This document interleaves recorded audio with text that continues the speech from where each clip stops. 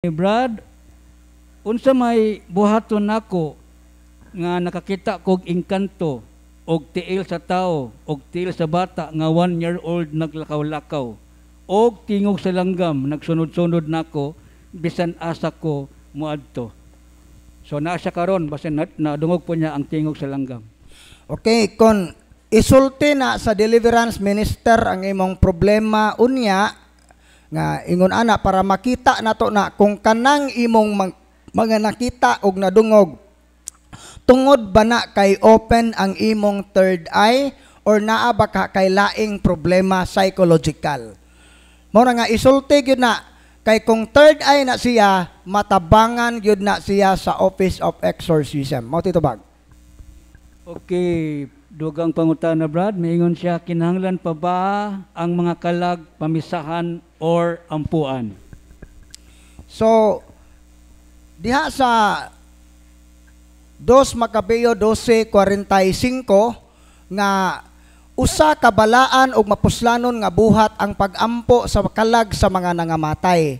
So mo din nga angay nato nganong ato mangiampo ang mga kalag sa mga nangamatay kadto ra pong naa sa purgatorio. Dawa man ta kahibaw og na imperno bato og na purgatorio. Mao bitaw na sa mga pagampo ana kun ugaling Ginoo ana pa siya sa kasakitan sa purgatorio padangaton mounta siya sa gingharian sa langit. So ning laom ta nga kun kining tawhana naa pa sa purgatorio gisintensyahan siya sa Ginoo og 30 ka tuig dito tungod sa iyang mga temporal punishment, ang atong mga pagampo makakunhod sa sentensya. Ang 30, mahimong 20, mahimo baghang 15, depende sa ato mga pagampo. So mo na nga ato silang iampo. Biblikal ang pagampo para sa mga patay. Kay ang mga kalag sa nangamatay, dili na sila makatabang sa ilang kaugalingon. Mao na nga ato silang iampo. Okay, dugang pangutana Brad, miingon siya giunsa pagkahibaw sa yawa untay sulod sa atong hunahuna. So far, sa akong nahibawan, only God knows all our senses. Nganong mingon man ta nga matintal ta through senses. Ang yawa dili jud makabasa sa hunahuna sa tao. Pero pwede niyang i-manipulate ang atong imagination. Ingani ha, dili makontrol sa yawa ang hunahuna sa tao. Di siya ka-control sa atong kabubuton, pero makahimo siya pag-paralyze. Mawiken ang atong hunahuna, lubugon ang atong salabutan, pinaagi sa tentasyon. Dili siya kabasa, pero pwede siya nga mag-create sa imong imagination og mga imahen nga ma-distract ka sa imong pagampo. Ibutan taga-ampo ka nga hilom sa Ginoo, wa kahibaw ang yawa og unsay imong giampo sa Ginoo. Ang Ginoo rin hibaw ana, pero tungod lagi kay ang yawa di ganahan magampo ta, pwede ta niyang bulabugon naay mga distraction para mawa ta sa focus. So muna ang yawa tinuod na nga di makabasa ang yawa sa hunahuna sa tao, pero pwede niyang lubugon ang atong hunahuna pinaagi sa mga tentasyon aron ta makasala. Mao nito ba? Okay, time check, 11:27. Tama na ta 11:45. Brad, ang bata na ay third eye, nga sige og kakita, nga magsigig hilak og kalisang. Bisan humana na deliverance. Maulian pa ba ni siya, Brad? Or masira pa ba ni iyang occult third eye?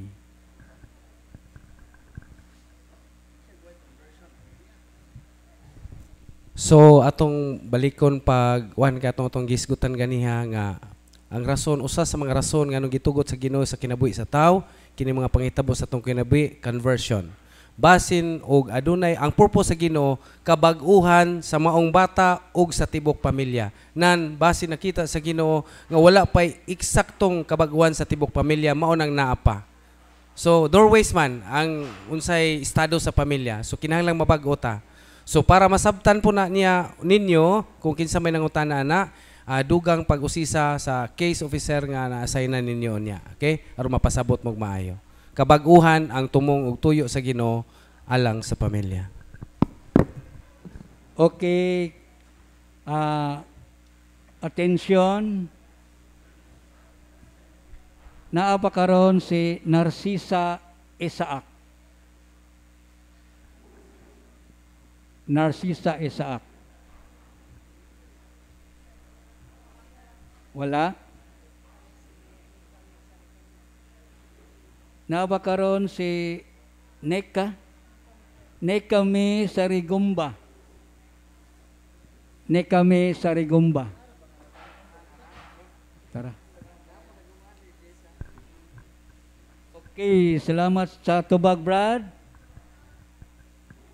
Pangutana, ang namatay nga tao nga sudden death or kalit pagkamatay sama sa gidunggab, patay. Gipusil, patay. Mahilangit ba kuno, Brad? Mahilangit ang usa ka tawo kung mamatay nga wa sa estado sa salang mortal. Kay ang makapaimpyerno sa tao mao man ang salang mortal. Kung mamatay ta nga nasa estado sa salang mortal nga wa ta kadawat sa sakramento, bisan no lag wa ta kahinulsol ka ng perfect contrition, so dili gyud ta makasod sa langit. Pero kanang usa ka tawo nga sudden death, dili po posible nga dili po na mo diretso sa langit, posible nang iagi pa nagpurgatorio. Pero maluwas ra gihapon. Mo dili ta makahukom kung kini nga tao nga kalit og kamatay malangit ba na ditso or dili. Ang siguro maor jud ni, ang sure na to nga kung ang usa ka tawo kalit man nga kamatayon o hinay-hinay nga kamatayon, basta why paghinulsol sa sala, mamatay nga naa sa estado sa salang mortal, dili siya maluwas. Mao na ito bag. Okay, nagpalo-up siya pangutana, Brad. Ang yang follow-up mao ni giingon diha sa pagkalawat nga dawata kini og kan-an ninyo lugar ang Eucharist. Unsa may paagi sa pagdawat, Brad? Kamot or baba?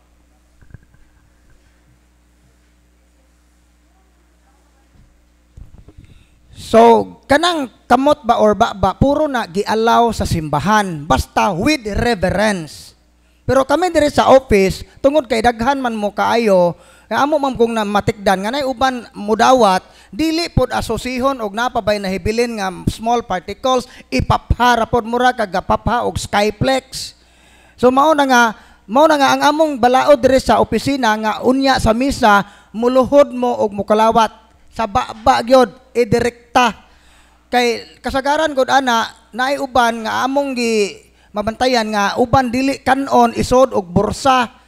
Kay kasagaran gud ang Eucharistia gamiton na siya nga ritual sa mga mamamarang, labi na po ni mga sugaraw, ipatuktok na nila nilang sunoy karon mudaog kuno inig panabong. So mao na nga aron masigurong gikaon nga ana do sa baba namo. Pero wa gidili sa simbahan ang communion in hand, basta with reverence, naa ang pagtahod. Inigtan-aw nimo nga naapay nahibilin, tilapi na kan-agyod tiluka, kay bisag unsa na kagamay si Kristo na. No, entire na nga Kristo. Mao na ito bag. Okay. Attention, Grisel Bongcales. Naba siya karon? Grisel Bongcales. Okay. Dolatan anang naka-violet. Og si second call si Narcisa Isaac. Narcisa Isaac. Okay, padayon ta, Brad, sa pangutana. Nganong mo bless man ta sa pare, bisan manghud kaayo ang pare sa edad? Ngano kunong mo bless ang mga tao bisag ang pare manghud sa edad? Dili na tungod sa pangidaron, kundi tungod sa kasagrado sa kamot sa pare. Kay ang kamot sa pare, tungod sa ordination, nahimong balaan nga kamot kung sagrado tiaw bay, ang ordinaryong pare, inighatag niya sa, iniglitok niya sa prayer of consecration. This is my body, this is my blood. Ang ordinaryong ang ordinaryong bino, mamahimong si Kristo. So mao na nga, tungod na ning mugak mo amin ta sa pare, mukis ta sa kamot sa pare, kay kini nga kamot gi-consecrate para sa misa, para sa balaan nga katuyuan, dili na tungod sa edad, kundi sa iyang office katungdanan nga siya mo'y tigpanalipod o magbalantay o amahan sa atong pagtuo. Mao nang muaminta bisag manghod nato ang pare. Mao na ito ba? Okay, klaro kayo to ha. So makita mo pare, amen. Brad, ingon siya, unsay mayo namong buhaton sa among anak. Wa siya mag-ingon nga laki magbabayi ang anak. Nga adunay pangasawunon nga lain og relihiyon. Musugot ba mi nga adto sa relihiyon sa babae, lalaki ila? Or maadyo ba kung doble ang kasal? Kasal sa babae o kasal nato sa atong Katoliko? Pwede ba doble or musugot ba sila nga sa babae nga church ikasal? Okay, ang simbahan na gitawag og mixed marriage. Unsa man ang mixed marriage? Ang ibutang ta imong anak Katoliko unya ang iyang partner dili Katoliko pero valid ang bunyag. For example, evangelical or kanang aglipay, Trinitarian man ang formula. So valid ang iyang bunyag. So mao na nga tagaag permission sa bishop nga pwede silang kaslon sa atong simbahan nga dili pugson nga mobalhin siya sa Katoliko, magpabilin siya sa iyang pagtuo pero dili pugson pero naay mga kondisyon. Ang kondisyon una kinahanglan ang mga anak nga matao sa ilang kaminyoon pabunyagan sa Katoliko. Ug ang maong partner nga dili Katoliko, dili siya mangumbinser sa iyang bana o asawa nga Katoliko, labaw nang di siya mangumbinser sa iyang mga anak. Mao nay kondisyon sa mixed marriage. So ang mixed marriage mao na katong mga ang iyang partner dili Katoliko pero valid ang bunyag. Pero unsa man po tong mga dili Katoliko nga invalid ang bunyag, for example mga Baptist, sa panang mga Muslim, disparity of cult na. Ang disparity of cult, lahi bugat po na siya nga kuan mao na nga mas maayo nga kung gusto mong magpakasal sa simbahan, i-consult yun na sa inyong pare. Na i-consult na sa inyong parish priest.